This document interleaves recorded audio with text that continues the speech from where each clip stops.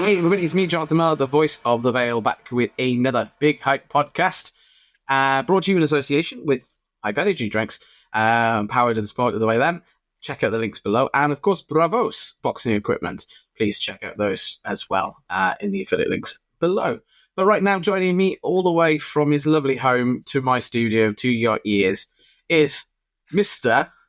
Oli Rickson. And he loves when I do that, so I'm just going to do that. Oli, how's it going? Yes, man, I'm all good. How are you? I am good, man. I'm good. I'm tired, but I'm good. We mustn't rumble, must we? So, how have things been with you? Yeah, all good, mate. All good. All good. Yeah. Training, working, the usual stuff, you know, it is. All good. All good. Sweet. Well, I start the podcast by asking the person involved, how and why do they get involved in boxing? So, how and why did you get involved in boxing? I got into boxing as a young teenager. Started boxing at my local boxing club when I was at school. Just a bit of like, I suppose a bit like anger management, I suppose, if you like, just to sort of keep me straight, I suppose. With that, I loved it. I joined the army at 16. I got onto my regimental boxing team at 19, boxed for the regiment, and served 8 years, did 8 years, was on and off. Probably did about 2 years in total boxing. Got out, had a year off, did a white collar fight, and just got the bug again. Loved it ever since. So from then, it's gone on, had a fair few fights now, won a few titles, took a couple of L's on the way. But I believe it's made me stronger. You know, it's made me a better fighter, and I'm just happy to be where I am. Let's unpack that, because there's a lot in there. There's a lot in there. There's a lot to that. Yeah. Let's start with the amateur side of it. So how old were you started? What, 12, 13, 14? Probably 13, 14. I should think. Yeah. 14. Yeah. And you just fell in love with it. You just enjoyed doing it. It was just good. And then what sort of you? So obviously there was something going through your mind that was like, I'm going to join the army, because that's not a normal decision for many kids nowadays. They want to be YouTubers and gamers and everything else. So what was going on with you then at that stage? So when I was 16, I just knew that I wanted to join the army. So it's the first job I could do that got me away from everyone and everything, and it was a fresh start for me. So it allowed me to pursue my, like, what's the word I'm looking for? I don't know what word I'm looking for, really.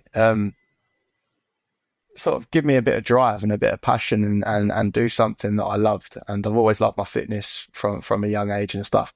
And the army just worked for me. It really did. It's made me a better person for sure. And I don't take nothing for granted now. So yeah, I'm just happy that I did what I did, and I'm still here, you know. What was it like in signing up and getting involved in the army? I mean, what was sort of the normal sort of duties that you were endured to take, and obviously how did that fit in with your boxing? Because obviously you said you went into the regiment division of boxing. So how did all those things? How did it all work together? Because that's really interesting, actually. I've never had a boxer who's been in the army, so this is a really interesting question. I've been willing to ask you for a while. So basically, as a kid, I was actually really good at judo, and I represented England in the schoolboys, won silver for England. And then when I was in my basic training, they basically caught wind of my past and whatnot, and they were like, "Oh, you're pretty good at judo," and I was like, "Yeah." So they took me out of my training one weekend, and I ended up competing, and I won the tournament. And they were like, "Listen, as soon as you get to your regiment, you're going to be going straight on the army judo team. You're going to be a tracksuit soldier, and you're basically going to live the rest of your life representing the army in judo." And I was like, "Oh, this is sick." I was a young man, you know, I was 17. I was like, "This is the dream," you know.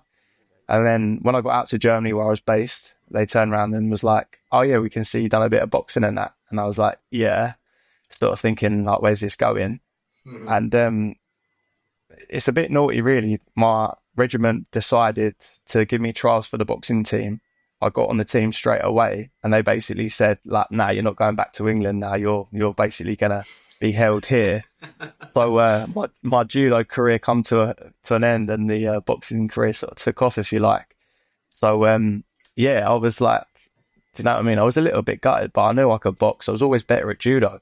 I was pretty good, like, but to have the opportunity to sort of do a sport that I loved and be recognised within my regiment and people around me and get that sort of respect at a young age, it sort of made me feel sort of like worthwhile. Do you know what I mean? It was nice. Even like the older senior bloke sort of took a liking to me and sort of knew, like, I don't know, I've always been the same size, but like at the age of 19, I was no bigger or smaller than I am now.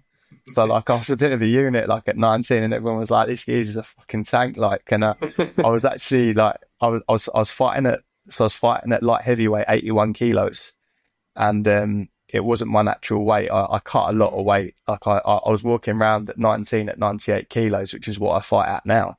And I was like sparring like big Fijian lads that were like fucking huge, covered in tattoos, and I was just some like young teenager, you know.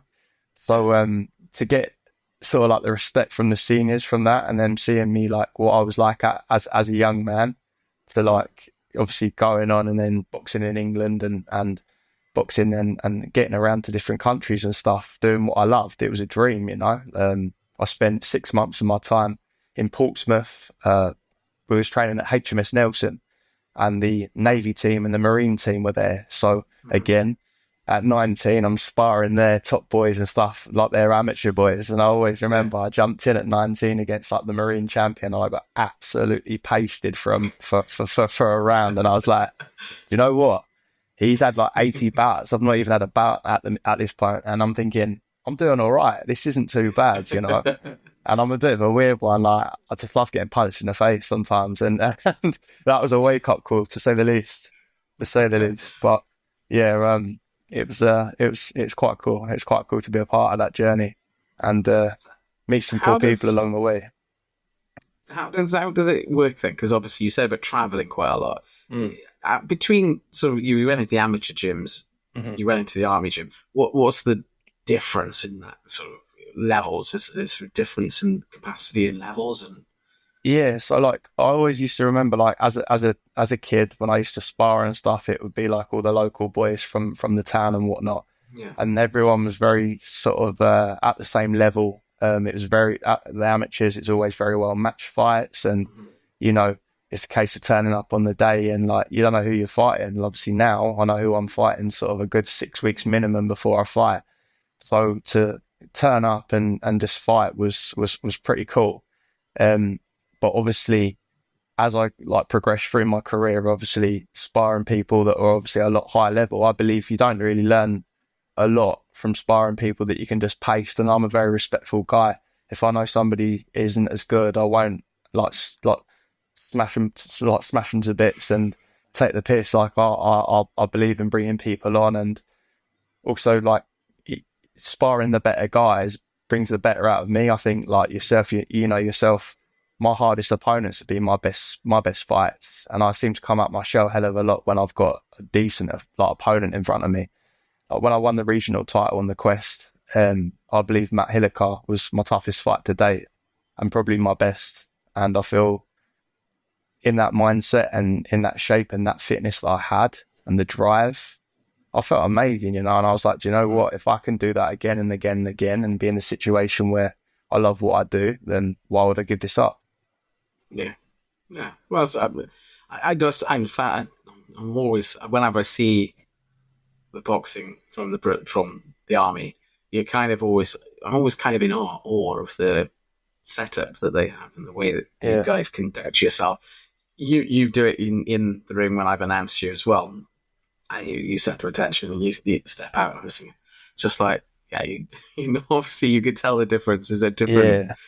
Different Some things you never forget, right? That's fair. And there's another pro boxer as well who's gone the army, came out of the army and joined, and he's very similar to yourself and sort of stance. And you can see there's a difference in the way the discipline has been, learned from that to the gyms. Yeah. So, okay. So you obviously then you went through the army. How long were you in the army then? I did 8 years. So I joined when I was 16. I left when I was 24. So when I got to my regiment, I was only 17 years old. The boys were still out in Iraq deployed. I was too young to deploy. So it was a case of me waiting for them to come back from Iraq and see other people, I suppose, you know. So, it's quite mad, really. It was quite mad. So did you see any tours? Did you get any tours? Yeah. Duty or anything like that? Yeah, so at 19, I deployed to Afghanistan. I did 6 months on the front line, Helmand province. And, it was the best and worst thing I ever did. It's made me who I am now. Like I said previously, like I take nothing for granted now. I appreciate everything I have. And, it was a tough time. And it sounds silly. It doesn't seem tough at the time, but it's when you get back and you get out and you reflect on your past, it makes you realize, like, do you know what? I've done a bit. I've seen some shit, but I'm all right. And now I'm able to speak about it to other people. And I could never do that when I got out. I was really sort of secluded and didn't want to speak about my past. And I'm quite proud now of who I am as a man and what the army has done for me. But it's a double-edged sword, you know what I'm saying? It's I've seen and done some stuff that was pretty fierce, but you can't go swimming without getting wet, right? So it's one of them. So you know, I'm not one. I mean, I've never done anything like this or gone on service or done anything like that. Furthest I've got was Air Cadets when I was 14, doing the Duke of Edinburgh mountains. That's fine. It's not quite the same. So I respect that. I respect what you're saying. Obviously, so you use boxing then as a way of sort of, I don't know, do you use boxing in that sort of capacity to help you? 100%. Like boxing massively helps my mental health, and I know that when I'm in a routine and I've got that structure, it does bring me back to my army days, and that's what makes me keep pushing forward. When I take a bit of time out, I'll be honest, I get depressed, I blow up, I love a takeaway. Who doesn't? But all the time I'm in a routine and I'm training and I'm working on myself as well. Like, it makes me a better person. And I know if I bring that to the ring, I'm in the right mindset. A lot of people know the best version of me beats a lot of people in the league. So all I can do is carry on doing what I'm doing and training on myself and training in the gym and work, and everything else will fall together, right? No worries. Grumpy 12-year-old who's just stomped up the stairs. So 12-year-old is 13 now. He's an 40. Perhaps I should sign him up as well. Yeah. So when we'll edit this a little bit out. That's cool. That was great. So moving into the sort of after army situation, you found yourself. You said you took on a charity bout or white collar show. What was it that got you back into it? It was one of those 6 weeks training, white collar cancer research type things. And it was brilliant, raised money for charity. And I actually jumped in with a guy, like, obviously it wouldn't be fair to put me in with someone that's never had a fight. They put me in with a guy that was undefeated at that level, if you like. So I did my training and I was like, you know what, I miss this. And I managed to drop him in 16-ounce gloves and a head guard, which was pretty cool. The fella was 15 kilo heavier than me and older as well. And I was like, you know what, I've still got it a little bit, you know. I might have had a bit of time off, but I'm doing all right. So with that, got back in the gym, and it was just a case of like, when can I fight? When can I fight? So just carried on that dream and kept pushing forward and took every fight that I ever got offered. I've never turned down a fight. And I'm proud of that. A lot of people go through their career and picking their fights and think, do you know what? Like, it is what it is, but I've never turned a fight down. Obviously, my last fight with Jack O'Sullivan, I probably went in the best place mentally and physically. And I was too proud to ever go, do you know what? No, that ain't happening. But I took it on and we moved forward, you know. It's one of them. You can't win them all. And up until that night, I hadn't been beaten for 2 years. And ironically, it was him that beat me 2 years prior. So, take that what you will. But Revenge or what it is, repeat my in man. that case, but it was There you repeat there. go. It was that one time, yeah.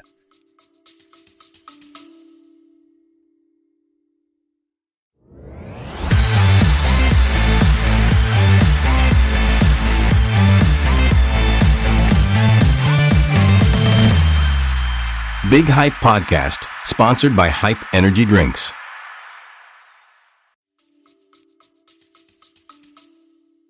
So there's got to be a rematch. See, we'll come to that, but there's got to be a rematch between you and you and Jack.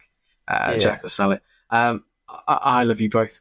I've said that to you before. That's the thing. I like you both. I think you're great, both of you. I think you're fantastic.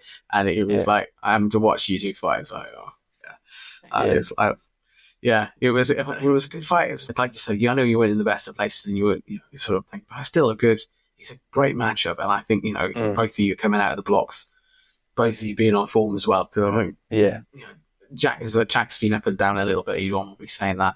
He's focused on trying to get there and get over the line. I think if both of you at both points, and I think we've got to do this again. There's got to be a third.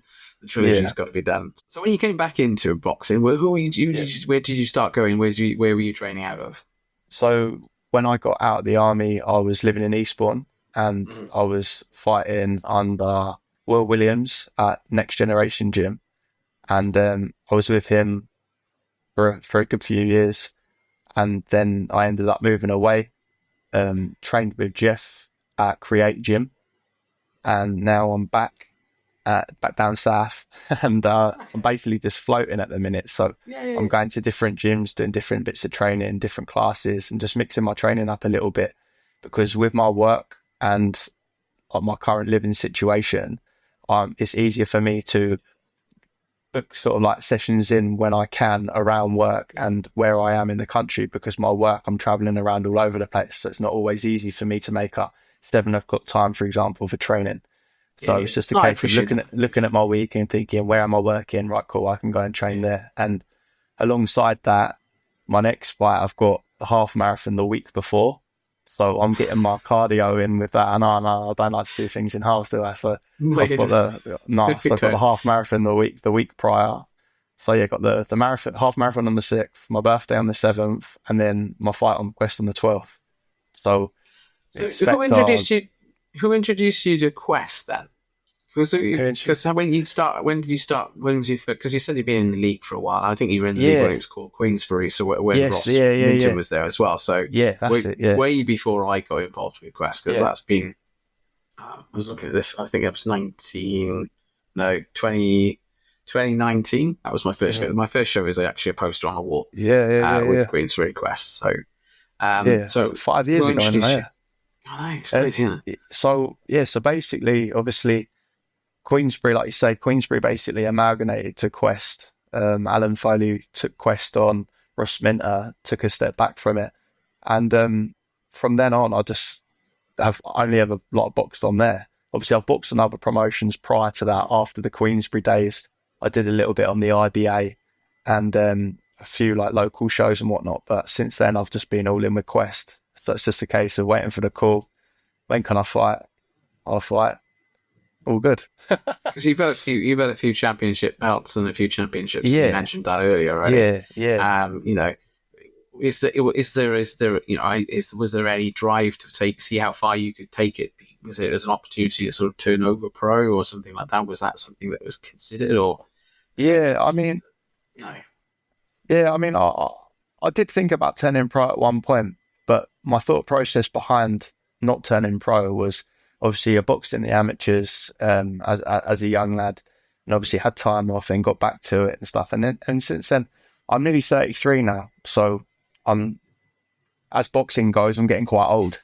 So I know you're laughing, but like boxing terms, I'm getting older. And the thing is now, if I turned over pro now, I would end up having to box.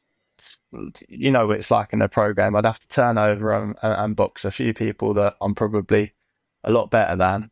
And I don't do it for the money. I do it for the love of the sport. And for me, doing what I do and keep being in championship title shots and fighting people that are good lads on the circuit, if I can keep doing that and better myself and better my boxing, then why would I do that? I wouldn't want to take a step back to turn over to probably box for a couple of years and be sort of in a similar situation to where I am now in the sense of the sort of fights I'm getting.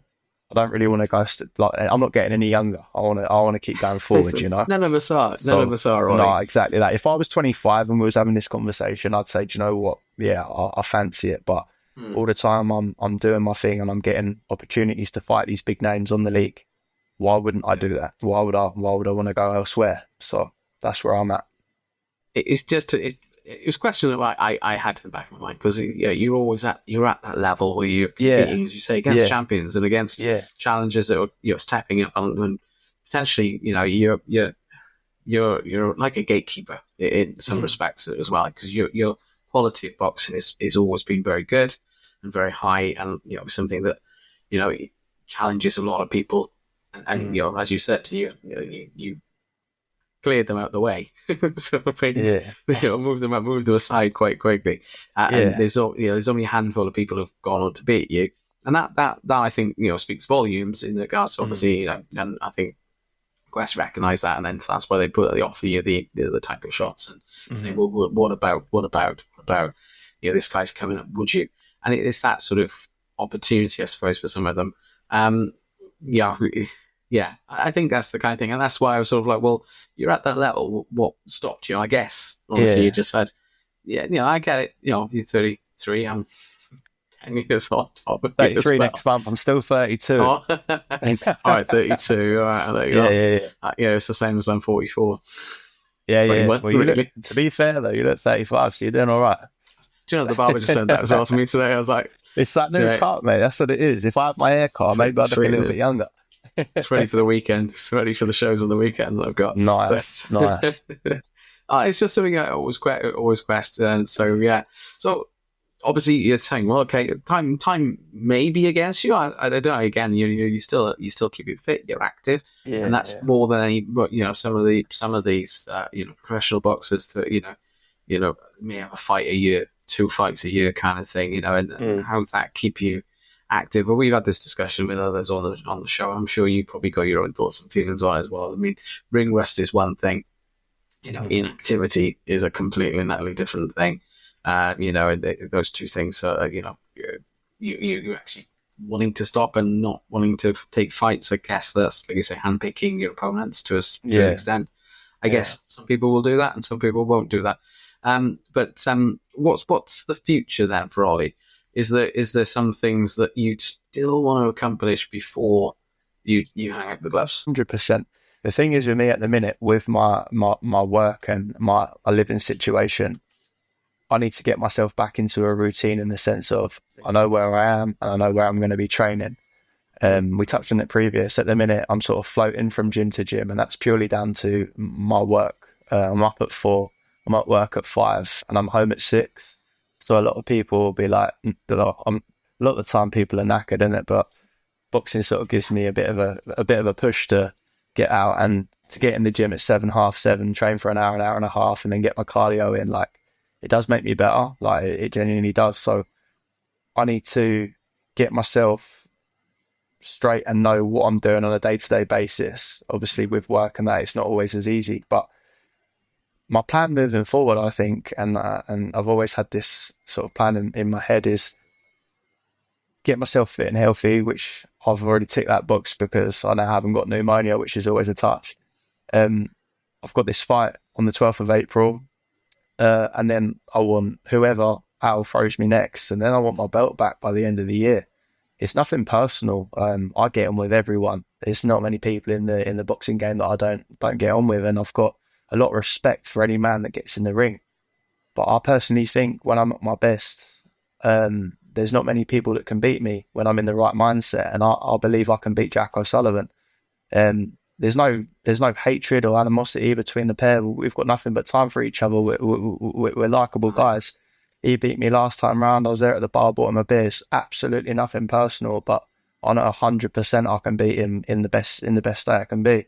If the same Oli Rickson that fought Matt Hilliker comes in against Jack O'Sullivan, he'll come unstuck. And I don't just think I beat him. I think I stop him. I really do. He knows I hit hard. I knew I wobbled him in the second round, and I didn't know. I was so gassed myself. I didn't even know that I'd hurt him. And yeah, that's a fight I definitely want in the future. 100%. I'm sure it'll happen before the end of the year. I mean, if you want it, Jack wants it. 100%, like 100%. And the thing is like I say, I take each fight as it comes. I'm not overseeing the guy I'm fighting on the 12th, but if I get 2 wins, you best believe I'm getting my belt back by the end of the year. So if I have this one and I lose, maybe it's not ready. Maybe it's not my time. Maybe I need to get back training and I need to work on myself more. But if I'm winning fights and I'm putting myself out there and people can see the real version of me in that ring, then why on earth would I turn that opportunity down? I'd be silly to, Fair play. On that bombshell, Yeah, we have a closing tradition on the podcast where we ask you either or questions where I'm just going to say which, and you just say whichever one you prefer. There's no right or wrong answer. Yeah, no worries. So you ready? Yeah, of course. Southpaw or orthodox? Orthodox. Body shots or headshots? In what respect? What do you prefer? Whatever you prefer. Do you prefer taking them? Do you prefer giving them? What would you rather have? Body shots or headshots? Mate, you know I love a left hook to the body. Body shots then. Train alone or with a partner? Training alone or with a partner? With a partner, 100%. Okay. Early bird and night owl. Early bird, mate. All day long, I haven't got an opportunity to get up late. The heavy bag or speed bag? Heavy bag. Underdog or favourite? I love the underdog, man. I love going into the fight as an underdog. I love it. Absolutely love it. Boxing gym or outdoor training? Boxing gym. Short and powerful punches or long and technical? Long and technical. Fight dirty or fight clean? Fight clean, always. Always. Loud crowd or quiet atmosphere? Loud crowd, mate. You know I bring it every time. Every time. You always bring lots of people with you, mate, I gotta say. And they're always fans. It's always nice to meet them outside and have a chat with them. Anyway, I digress. Quick knockout or strategic win? Strategic win. Yeah. Really, yeah. Do you know what it is, right? I'll be honest with you. So, I love a knockout. I love a stoppage. But when I've grafted so hard for 8 weeks, you might have seen it with Reese here. I've got the stoppage in a second and I'm almost gutted because I've trained so hard. I almost want to put myself through the pain of it, which sounds crazy, but I think to myself, do you know what? I would have loved it if I had gone the distance. But then when I get a stoppage and then when it goes the distance, I think, I wish I'd knocked him out. Do you know what I mean? It's just a double-edged sword, really. It's about it, isn't it? It is. Hypothetical. Last question. AJ or Fury? Oh, mate, Fury. He's on my leg. Always. Mate, thank you so much for coming on the podcast tonight. It's been interesting, actually, because I've learned a bit more about the boxing side in the army and stuff like that. That was questions I've had in my mind for a long time, so thank you very much for coming on. Thank you for having me. Mate, it's been my pleasure. How do people follow you? How do they get involved with you if they want to follow you on social media, find out more about it and follow the journey? Oli Rickson on Facebook, and that's about it. That's it. That's it. If people want to sponsor, if people want to sponsor me for my upcoming half marathon, my link's on my Facebook page. It's for the Royal British Legion Industries, which is a charity that gives back to soldiers with mental health problems and accidents occurred overseas and stuff. So it's good to give back. It is good. I will say that the British Legion have done a great deal. I've lost my grandfather. My grandfather used to collect all the poppies and stuff. My mother is a padre to the British Legion where I live as well. Amazing. So it's amazing. So it's always been involved in my plan. Yeah. So if you want to go and sponsor Oli, give us as much as you want, as little as you can. That would be most appreciated, I'm sure. So, appreciate that. Cheers, thank you very much. Awesome. Mate, no worries at all. Thank you so much for coming on the Big Hype Podcast. And we'll see you again. I will see you again real soon. And hopefully we'll have you back on and have a catch up before we get the big fight announcements. Hopefully before the end of the year. Yes, mate. 100%. 100%. Excellent. Take care of yourself, Oli. Nice one. Cheers, John. Thank you. Hey, I hope you've enjoyed this podcast. Please don't forget to subscribe and like this and follow this on all of the platforms that you're following your podcasts on, and keep it locked in for every Tuesday. We'll be launching a new podcast. So keep it on the Big Hype Podcast.